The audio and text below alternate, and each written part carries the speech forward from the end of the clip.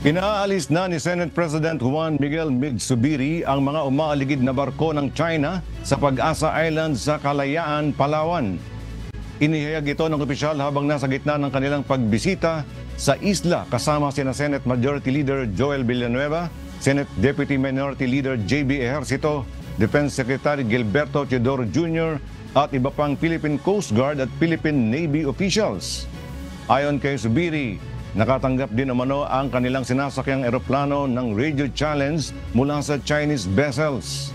Bahagi ng ginawang pagbisita ng mga senador at mga piling opisyal ng Department of National, Philippine Coast Guard at Philippine Navy ang groundbreaking ceremony para sa itatayong barracks para sa Philippine Navy na bahagi ng pagpapalakas ng defense capability at pag-giit sa karapatan ng bansa.